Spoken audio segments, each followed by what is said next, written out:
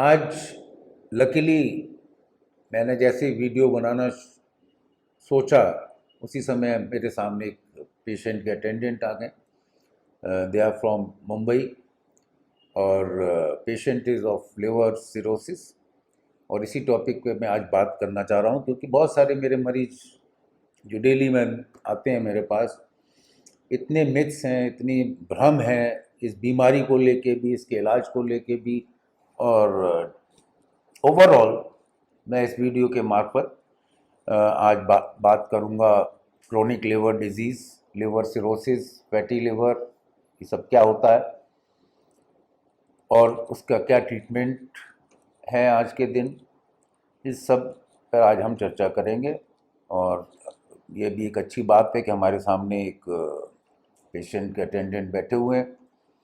Patient ने अपना identity disclose करने की वजह से मना कर दिया। पेशेंट बाहर है, मैं अटेंडेंट के साथ बैठा हूँ और मुझे आसानी भी होगी।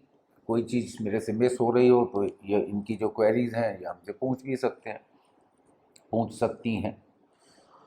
ओवरऑल देखिए, लिवर हमारी बॉडी का एक बहुत इम्पॉर्टेंट पार्ट है और मेरे ख्याल से यही एक ऑर्गन है जो सबसे ज़्यादा, जिसके फंक्शंस हैं, सबसे ज़्यादा काम लिवर को ही करना पड़ता है हमारे शरीर में। जैसे हार्ट है, हार्ट का काम ब्लड को पंप करना है। किडनी का काम हमारे बॉडी से जो फ्लूइड्स को बाहर निकालना है, एक्सक्रीट करना है, उसके साथ जो टॉक्सिन्स हैं, टॉक्सिक एलिमेंट्स हैं, उनको बाहर करना है। लेकिन लिवर के बहुत सारे फंक्शंस हैं। एक तो लिवर जो है बाइल प्रोड्यूस करता है, जो कि फैट के डाइजेशन में काम आता है। लिवर बहुत सारे एंजाइम्स प्रोड्यूस करता है, बहुत सारे प्रोटीन्स प्रोड्यूस करता है, जो कि ब्लड क्लॉटिंग में जो काम आते हैं, जिनको हम ब्लड क्लॉटिंग फैक्टर्स बोलते हैं। और मेजर जो उसका काम है लिवर का, वो है जितना भी टॉक्सिक सब्सटेंस हमारी बॉडी में पहुंचता है, जहरीले चीज़ें हम जो खा रहे हैं, उनको न्यूट्रलाइज करके शरीर से बाहर निकालने का काम लिवर का है। लिवर पे काम का बहुत बर्डन है और बेचारा बेशरम भी है, क्योंकि वो हमारी जितनी कहते हैं कि जातियां होती हैं लिवर के प्रति, उन सबको बेचारा झेलता रहता है। चाहे हम उल्टा सीधा खा रहे हैं, उल्टा सीधा पी रहे हैं, है ना, वो सब लिवर को ही झेलना पड़ता है। लेकिन एक दिन वो जब थक जाता है तो उसको अनफॉर्चुनेटली उस थकान की वजह से वो नाराज़ हो जाता है। जल्दी जल्दी जब थक जाता है तो नाराज़ हो जाता है, फूल जाता है उसका मुंह, जिसको हम कहते हैं कि लिवर एनलार्ज हो गया, लिवर बढ़ गया, है ना, तो वो एनलार्ज कर जाता है। सेकेंड स्टेज होती है, तब भी हम नहीं मानते, उसके साथ जातियाँ करते रहते हैं। तो लिवर की जो पेरेन्काइमा होती है, सेल्स होती हैं, उनके इर्द गिर्द फैट जमा होना शुरू हो जाता है, जिसको हम फिर बोलते हैं फैटी लिवर हो गया पेशेंट को। उसके बावजूद भी हम नहीं मानते हैं। फैटी लिवर तक तो यह कि it is a reversible disease, मतलब वो उसको आप ठीक कर सकते हैं। रिवर्सिबल डिजीज़ का मतलब हुआ कि वो हम उसको दोबारा से लिवर को अपने रास्ते पे ला सकते हैं, सेल्स को हेल्दी बना सकते हैं, लिवर को हेल्दी बना सकते हैं। तब भी हम नहीं माने, उसके साथ जातियाँ करते रहे। फिर वो धीरे धीरे फाइब्रोटिक चेंजेस आते हैं सेल्स में और निक्रोसिस शुरू होती है, जिसको हम फिर बोलते हैं सिरोसिस। सिरोसिस जो है वो इरिवर्सिबल प्रोसेस है, वो डीजनरेटिव डिजीज़ कहलाती है, क्योंकि इस स्टेज पे आते आते लिवर की जो सेल्स हैं वो नई सेल्स बनना बंद हो जाती हैं, पुरानी सेल्स मर रही हैं, डेड हो रही हैं, निक्रोसिस हो रही है और नई सेल्स बन नहीं रही। अब क्या होता है कि पहले लिवर बढ़ा हुआ था, अब लिवर श्रिंक करने लगता है। इसको हम बोलते हैं लिवर सिरोसिस। लिवर सिरोसिस मोटे तौर पर दो तरह की होती है, एल्कोहलिक और नॉन एल्कोहलिक। एल्कोहलिक उसका मतलब आप समझ ही रहे हैं कि जो अल्कोहल एब्यूज़ की वजह से होती है, बहुत ज़्यादा जो लोग ड्रिंक करते हैं उसकी वजह से अल्कोहलिक सिरोसिस होती है। और नॉन अल्कोहलिक में बहुत सारे रीजंस हैं, जिसमें ओबेसिटी, मोटापा, आपके खान पान है ना, कोल्ड ड्रिंक, फास्ट फूड, और बहुत सारी मेडिसिन्स हैं जिसकी वजह से लॉन्ग टर्म में यदि आप कुछ ऐसी मेडिसिन्स होती हैं उनकी पूरी बड़ी लिस्ट है, उनको लॉन्ग टर्म खा रहे हैं तो उसकी वजह से सिरोसिस हो जाती है। फिर वायरस इन्फेक्शन की वजह से भी सिरोसिस हो सकती है। तो ये दो तरह की सिरोसिस होती हैं, अल्कोहलिक और नॉन अल्कोहलिक। अब जैसा कि आपने अभी एक सवाल किया कि साहब हमारे फादर को हुआ था लिवर सिरोसिस और वो तो ड्रिंक नहीं करते थे, तो मैंने उसी का जवाब में ही बताया कि और भी फैक्टर्स हैं, न केवल अल्कोहल नहीं है जिसकी वजह से लिवर सिरोसिस होती है, दूसरे फैक्टर्स भी हैं, ये दूसरे कॉजेज़ भी हैं लिवर सिरोसिस के। और आप कुछ पूछना चाह रहे थे? तो डॉक्टर सर, क्या हमें लिवर ट्रांसप्लांट कराना चाहिए या कोई और इलाज भी है? बिल्कुल सही, आप इसीलिए मेरे पास शायद आए। जी। आप सिंपल सी बात ये समझ लीजिए कि अभी तक से मतलब 12 साल पहले तक भी और आज भी अधिकतर डॉक्टर्स लिवर ट्रांसप्लांट के लिए ही सजेस्ट करते हैं, जबकि आज उससे बेटर ट्रीटमेंट है, that is stem cell transplant. ठीक है, तो स्टेम सेल ट्रांसप्लांट और लिवर ट्रांसप्लांट में क्या फ़र्क है, पहले तो मैं ये समझा दूँ। मैं 2010 से स्टेम सेल ट्रांसप्लांट के द्वारा लिवर सिरोसिस के पेशेंट लगातार ठीक कर रहा हूँ और बहुत अच्छे रिजल्ट्स हैं। सभी ट्रीटमेंट सक्सेसफुल हुए मेरे। 10-12 साल हो गए, है ना, 10 में शुरू किया था तो जो सबसे पहला पेशेंट है आज 12 साल हो गए, अभी तक he is totally fit, completely fit. उसका लिवर भी अब ग्रो करने लगा है, सब बढ़िया है। ठीक है, and is doing job, everything, going for jogging, doing everything normally. तो ये आप सबको पता होना चाहिए कि लिवर ट्रांसप्लांट से भी बेटर आज के दिन ट्रीटमेंट है, वो है स्टेम सेल ट्रांसप्लांट। दोनों में फ़र्क क्या है? लिवर ट्रांसप्लांट में होता ये है कि हम किसी डोनर का लिवर लेते हैं, एक पोर्शन लेते हैं लिवर का, और वो मरीज को ट्रांसप्लांट कर देते हैं। ठीक है, वो ऑपरेशन होता है, उसका भी ऑपरेशन होता है जो डोनर है, क्योंकि उसका लिवर का पार्ट लेते हैं, और पेशेंट का भी ऑपरेशन होता है, बड़ा ऑपरेशन होता है। बिना सर्जरी के ट्रांसप्लांट पॉसिबल नहीं है। पहली चीज़ है कि लिवर ट्रांसप्लांट में डोनर की आवश्यकता है। डोनर आसानी से नहीं मिलता हर पेशेंट को। ठीक, अब डोनर भी कोई खास रिलेटिव हो, भाई बहन, घर का ही कोई हो, ताकि HLA मैचिंग हो जाए। HLA मैचिंग नहीं होती है तो दिक्कत आ जाती है। ठीक, स्टेम सेल ट्रांसप्लांट में HLA मैचिंग की कोई आवश्यकता नहीं होती। फिर थर्ड पॉइंट है कि जो ऑपरेशन के द्वारा जब हम ट्रांसप्लांट करते हैं लिवर का पार्ट, वो कितना सक्सेसफुल होता है, उसके भी चांसेस 50-50 होते हैं। सक्सेस होने के बाद पेशेंट को रिजेक्शन का खतरा रहता है, क्योंकि वो एक फॉरेन बॉडी है ना, दूसरे का ऑर्गन का पार्ट है, तो वो खतरा रहता है। इस वजह से लाइफ लॉन्ग जब तक भी पेशेंट जीता है, हमको इम्यूनोसप्रेसेंट्स दवाइयाँ होती हैं वो देनी पड़ती हैं, ताकि उसका इम्यून सिस्टम को हम सप्रेस करके रखें, रिजेक्शन, क्योंकि वो फॉरेन बॉडी है, उसके रिएक्शंस ना हो। फिर इसके अलावा कॉस्टली भी बहुत है ना। ट्रांसप्लांट की कॉस्ट आज के दिन 35 से 40 लाख से कम नहीं है। और फिर ये तो ऑपरेशन की कॉस्ट हो गई, इसके अलावा आप जो ज़िंदगी भर 30-35 हज़ार रुपये महीने के सप्रेसेंट्स खाएंगे। स्टेम सेल ट्रांसप्लांट में क्या है, you don't need any donor. ठीक है, HLA मैचिंग की कोई आवश्यकता नहीं है, क्योंकि स्टेम सेल्स जो प्रॉपरली ग्रो की जाती हैं लैब में, they are neutral cells. Number 3, कोई सर्जरी इन्वॉल्व नहीं है, इंजेक्शन के द्वारा ट्रांसप्लांट किए जाते हैं स्टेम सेल्स। नंबर 4, रिजेक्शन का या साइड इफेक्ट से कोई खतरा नहीं है। Number 5, it is cheaper than liver transplant. Liver transplant जैसे मैंने कहा ना 35 से 40 लाख का खर्चा है, तो यहाँ मैक्सिमम आपका 10 से 15 लाख का खर्चा है। And finally it is safe, it is very safe. कोई दवा नहीं चलती इसके बाद, कोई आपको इम्यूनोसप्रेसेंट्स नहीं लेने। सर अभी जो मेडिसिन चल रही हैं वो कंटिन्यू रखें तो उससे ठीक नहीं होगा? यही तो दिक्कत है। आप इस बात को क्लियरली समझ लीजिए कि जो मेडिसिन चल रही हैं वो लिवर सिरोसिस की मेडिसिन नहीं है, वो एक सपोर्टिव ट्रीटमेंट है ना। उसमें डायरेटिक्स चलेंगे, कॉन्स्टिपेशन होता है उसके लिए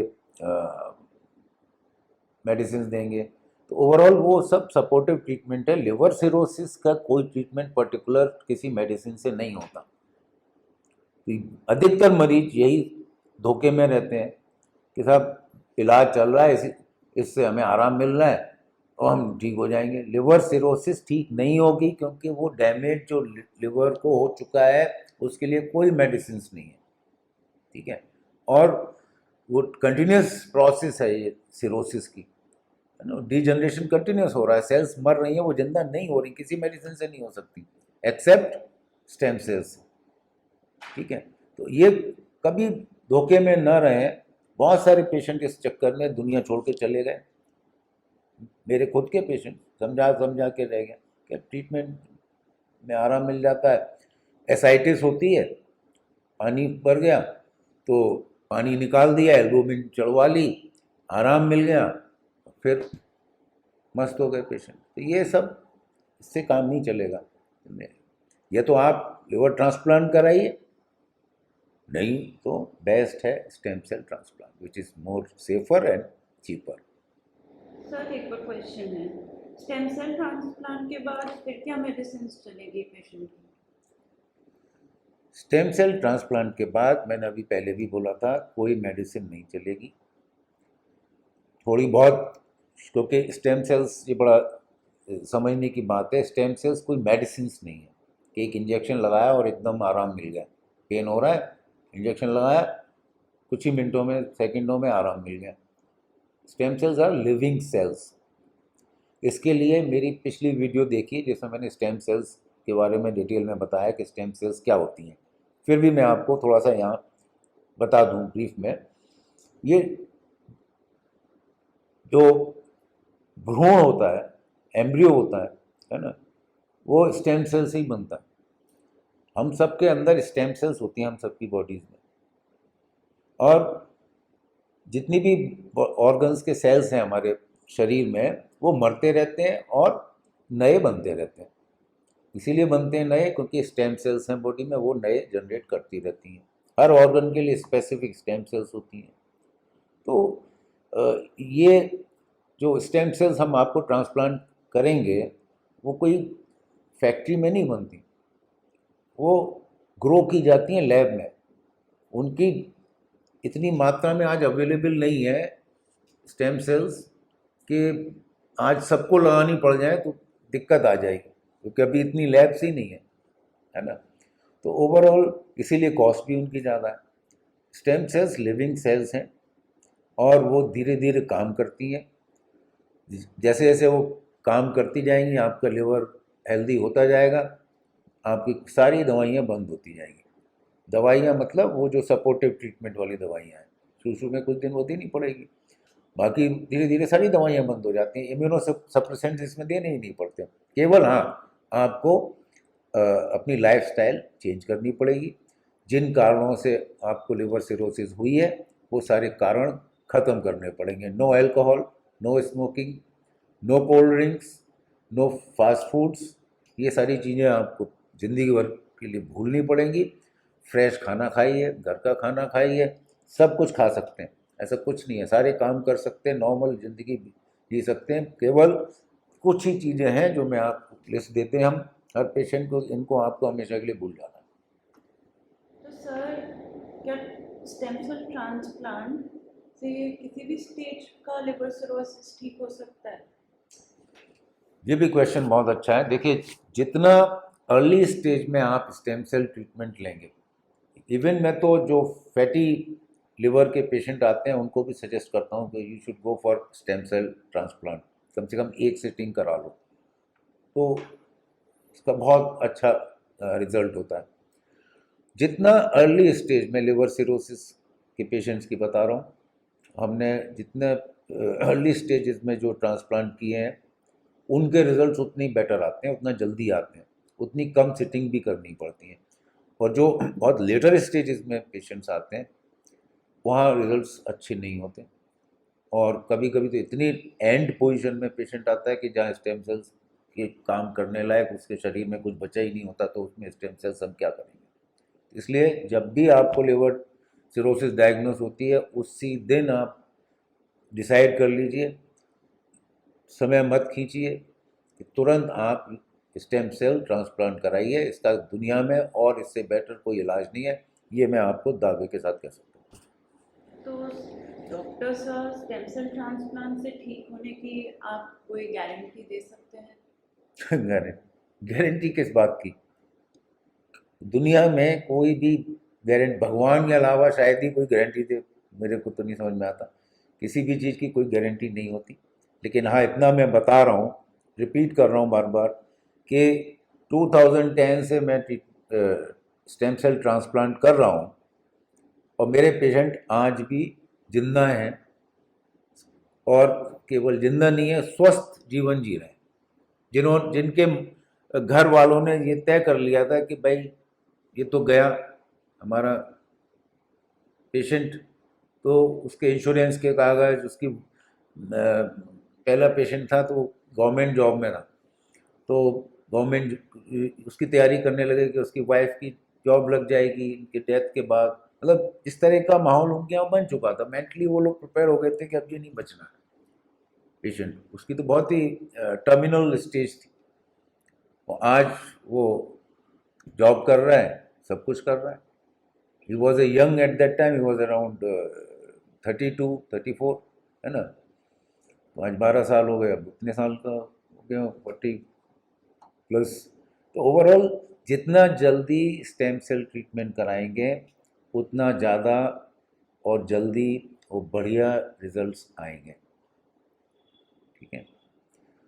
जहाँ तक आपने पहले भी कहा कई बार कि साहब ये ट्रीटमेंट तो महंगा है, नेचुरली 10 12 लाख 15 लाख भी हर एक के पास नहीं है आज की डेट में, ये भी बहुत बड़ा अमाउंट है। लेकिन in comparison to liver transplant 3 गुना कम खर्चा है, ठीक है, और उससे ज़्यादा सेफ है, उससे ज़्यादा बेटर रिजल्ट्स हैं। स्टेम से लिवर ट्रांसप्लांट के रिजल्ट्स इतने अच्छे कहाँ हैं? आप देख लीजिए कितने पेशेंट्स जिनका लिवर ट्रांसप्लांट हुआ है, उनकी प्रोग्नोसिस कितने साल तक उसके बाद वो सरवाइव करते हैं, आप खुद ही देख लें। ये बेटर है, इसका कोई कंपेरिजन नहीं है लिवर ट्रांसप्लांट से, and it is safer, much cheaper. उम्मीद मैं ये करता हूँ कि जैसे जैसे लैब्स इंडिया में ज़्यादा खुलेंगी और ज़्यादा स्टेम सेल्स बनना शुरू होगा, जब ज़्यादा लैब होंगे, ज़्यादा बनेंगी, तो हो सकता है कॉस्ट कम होगी स्टेम सेल्स की, क्योंकि सारा जो एक्सपेंसेस हैं वो स्टेम सेल्स की कॉस्ट के हैं, हमारी फीस थोड़ी है इतनी। Stem cells are very expensive, और मैं यहाँ इस बात को भी ओपन कर दूं कि मैं केवल इंडिया की लैब्स की स्टेम सेल्स यूज़ नहीं कर रहा हूँ, मैं बाहर से भी इंपोर्ट करता हूँ, ठीक है। तो ओवरऑल तभी रिजल्ट्स बेटर आते हैं। बहुत सारी स्टेम सेल्स ऐसी हैं, तो बहुत तरह की स्टेम सेल्स होती हैं। कुछ स्टेम सेल्स जिनको हम बोलते हैं सेल लाइंस, है ना, सेल कल्चर जो होता है, जो स्पेसिफिक प्रोग्राम्ड सेल्स होती हैं, वो भी इंडिया में कोई नहीं बना रहा, कोई भी लैब।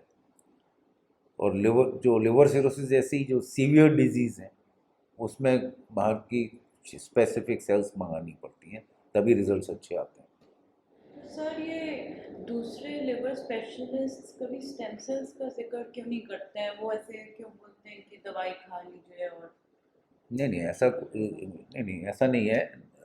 लिवर स्पेशलिस्ट जिनको हम गैस्ट्रोएंटरोलॉजिस्ट बोलते हैं, जिन लोग जो अवेयर हैं about stem cell transplant and treatment, वो ज़रूर बोलते हैं, ऐसा नहीं है। जिनको नहीं पता है इसके बारे में तो कैसे बोलेंगे? They are not aware about this new development, है ना। जी सर। और फॉर्चुनेटली अनफॉर्चुनेटली डॉक्टर्स इतने बिजी हैं आज की ज़िंदगी में, अपने प्रोफेशन में, कि नई टेक्निक्स में जाने के लिए उतना समय भी नहीं हर एक के पास होता है। तो ऐसा नहीं है, बहुत से doctors who are aware they always refer patients to me. Those who are not aware undoubtedly they will tell you whatever they know. उनकी गलती नहीं है, उनको जितना मालूम है और जितना जो काम वो कर रहे हैं वही तो बताएंगे। राइट। Anything else? नहीं सर, और कोई तो क्वेश्चंस नहीं है सो फार। थैंक यू आपको अपना समय देने के लिए और सारे हमारे डाउट्स क्लियर करने के लिए। अब हमने फाइनली डिसीजन ले लिया है कि हमें कराना है स्टेम सेल ट्रीटमेंट। तो आप बताइए कि क्या प्रोसीजर रहेगा, अब हमें क्या करना है, नेक्स्ट स्टेप क्या होगा? प्रोसीजर मैं आप बड़ा बताता हूँ, ये बड़ा इम्पोर्टेंट आपने पूछा। देखिए, सबसे पहले तो ये कि आपको डिसाइड आपने यदि आज कर लिया, डिसीज़न हम उसको मानते हैं जिस दिन हम लैब जहाँ पर स्टेम सेल्स प्रिपेयर किए जाते हैं उसको हम एक एडवांस पेमेंट भेजते हैं। तो पहले आपको पेमेंट, जिस दिन आप पेमेंट करेंगे फर्स्ट पेमेंट, उसी दिन से आपका ऑर्डर जाएगा पर्टिकुलर जो स्टेम सेल लैब है उनके पास, और वो स्पेसिफिकली आपके पेशेंट के लिए स्टेम सेल्स ग्रो करेंगे, तैयार करेंगे। इस प्रोसेस में करीब 3 से 4 हफ्ते लगते हैं स्टेम सेल्स तैयार होने में। तो ये मान लीजिए कि यदि आपने आज फाइनल किया और आज से मिनिमम 3 हफ्ते बाद हम पहली सिटिंग करेंगे। पहली सिटिंग में क्या होगा, कोई ऑपरेशन होता नहीं है, एनेस्थीसिया दिया नहीं जाता। आप जिस दिन बॉम्बे से आएंगे उसी दिन सुबह भी आ सकते हैं, एक दिन पहले भी आ सकते हैं, और मुश्किल से आधा घंटे का प्रोसेस है। स्टेम सेल ट्रांसप्लांट करने के बाद हम करीब 1-1.5 घंटा पेशेंट को ऑब्जर्वेशन में रखते हैं। उसके बाद आप पेशेंट को इजीली घर ले जा सकते हैं। शुरू के 1-2 दिन 48 आवर्स तक थोड़ा बहुत, कभी कभी कुछ पेशेंट्स में हल्का सा बुखार आ सकता है या लूज मोशंस हो सकते हैं, वो कोई घबराने की बात नहीं है, वो नॉर्मल रिएक्शंस होते हैं, ठीक है।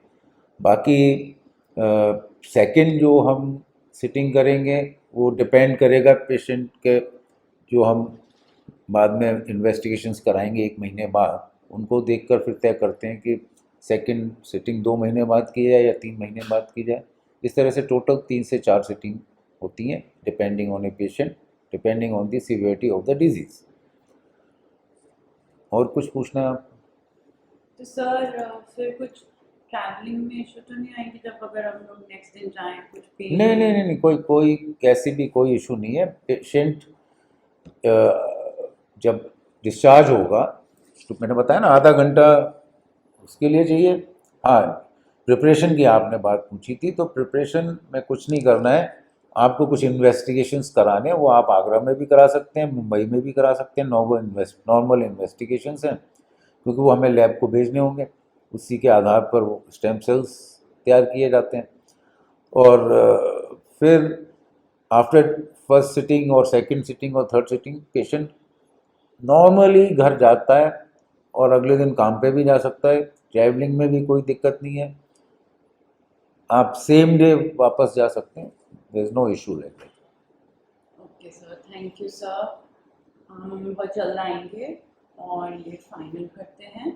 थैंक यू अपना समय देने के लिए और काफ़ी इंफॉर्मेटिव था। Thank you. सवाल, आज की वीडियो में ही समाप्त करता हूँ, लेकिन उससे पहले मेरा आप सबसे निवेदन है कि क्योंकि ये सवाल एक पर्टिकुलर पेशेंट के अटेंडेंट के थे, और लोगों के और दूसरे सवाल हो सकते हैं, जो चीज़ यहाँ मिस हो रही हो, प्लीज़ कमेंट्स में आप, डिस्क्रिप्शन में मेरा व्हाट्सएप नंबर भी आपको दिखाई देगा। आप मुझे व्हाट्सएप कर सकते हैं, ईमेल कर सकते हैं, कमेंट्स में क्वेरीज लिख सकते हैं अपनी, डायरेक्ट कांटेक्ट भी कर सकते हैं व्हाट्सएप के द्वारा। प्लीज़ फ़ोन ना करें क्योंकि मैं बिज़ी होता हूँ, फ़ोन नहीं अटेंड कर पाता हूँ। व्हाट्सएप टेक्स्ट कर दीजिए, मैं हमेशा आपके जवाब दूँगा। धन्यवाद। Good night.